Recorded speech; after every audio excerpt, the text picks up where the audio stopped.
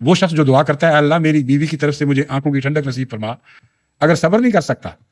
تو یہ دعا اس کو کیا فائدہ دے گی؟ جب بدصورت بیوی پہ نظر پڑے گی اس کا دل جو ہے وہ بھڑکے گا اور جذبات اشتعال پیدا کریں گے اس کے دل میں، وہ کہے گا کہ یہ کس مصیبت میں مبتلا ہو گیا۔ اب شکل تو بیوی نہیں بدل سکتی، عادتیں تو کسی حد تک بدل سکتی۔ دعائیں کریں اور کوشش کریں دیانتداری کے ساتھ کہ حالات بہتر ہوں، ایک دوسرے کی کمزوریوں سے درگزر کریں اور معاف کرنے کی آہ ڈالیں۔ اس کے باوجود پھر بھی صبر کی ضرورت ہوگی، کیونکہ یہ بعض عادتیں انسانوں میں اس حد تک داخل ہو چکی ہوتی ہیں کہ وہ زندگی کا حصہ بن جاتی ہیں۔ بعض مردوں کو بعض عورتوں کی بعض عادتیں پسند نہیں، بعض عورتوں کو بھی بعض مردوں کی عادتیں پسند نہیں ہوتی، اور وہ لوگ جو صبر کرنے والے نہ ہوں وہ ہمیشہ ان عادتوں کو اچھالتے رہتے ہیں اور بار بار تنگ کرتے رہتے ہیں، ایک دوسرے کو تانے دیتے رہتے ہیں، اور وہ چند معمولی عادتیں ہیں جو ان کی زندگی کو نمونہ بنا دیتے ہیں۔ ایسی حرکتیں کرنے والے لوگ، ایسے کمینے خیالات والے لوگ جو ایک دوسرے کی معمولی سی کمزوری سے بھی درگزر نہیں کر سکتے، وہ دعا بھی کریں گے تو ان کو فائدہ نہیں دے گی، کیونکہ اللہ تعالیٰ فرماتا ہے ان میں صبر کا مادہ نہیں ہوگا۔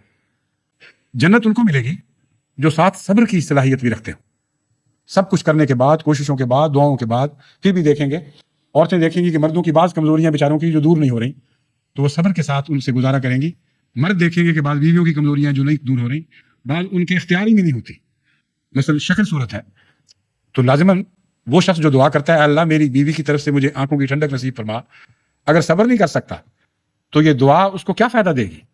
جب بدصورت بیوی پہ نظر پڑے گی اس کا دل جو ہے وہ بھڑکے گا اور جذبات اشتعال پیدا کریں گے اس کے دل میں، وہ کہے گا کہ یہ کس مصیبت میں مبتلا ہو گیا۔ اب شکل تو بیوی نہیں بدل سکتی، عادتیں تو کسی حد تک بدل سکتی۔ تو اللہ تعالیٰ فرماتا ہے کہ حقیقت پسند بنو، زندگی میں تمہیں مکمل جنت نصیب ہو ہی نہیں سکتی، لیکن اگر صبر کرو گے تو اس کے نتیجے میں تمہارے اندر پاک تبدیلیاں پیدا ہوں گی، اور صبر کرنے والا مشکل حالات میں بھی زیادہ سکون سے زندگی بسر کر سکتا ہے۔ جس کا مطلب یہ ہے کہ وہ لوگ جو عارضی طور پر دنیا میں خدا کی رضا کی خاطر اپنے گھروں میں جنت تعمیر کرنے کی کوشش کرتے ہیں، اللہ تعالیٰ ان کے صبر کی وجہ سے، ان کی دعاؤں کی وجہ سے، ان کی پاک تبدیلیوں کی وجہ سے واقعتاً ان کو دنیا میں بھی ایک جنت عطا کر دیتا ہے، لیکن یہ جنت تو مستقر ہے، ایک عارضی ٹھکانہ ہے، جیسے موسمی پرندوں کا گھر ہو، لیکن ہم ان کو بتاتے ہیں کہ ان کے لیے ہم نے ایک دائمی جنت بھی بنا رکھی ہے جو ان کا آخری مقام ہے، اور وہ بہت بلند تر ہے اس جنت سے جو اس دنیا میں انہوں نے پائی ہوگی، اور وہ ہمیشہ اس میں رہیں گے۔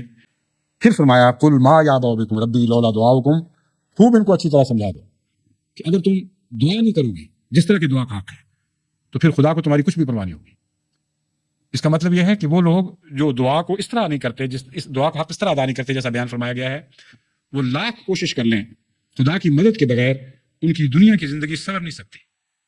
اور جس کو دنیا کی جنت نصیب نہیں ہوگی اس کو آخرت کی جنت بھی نصیب نہیں ہوگی۔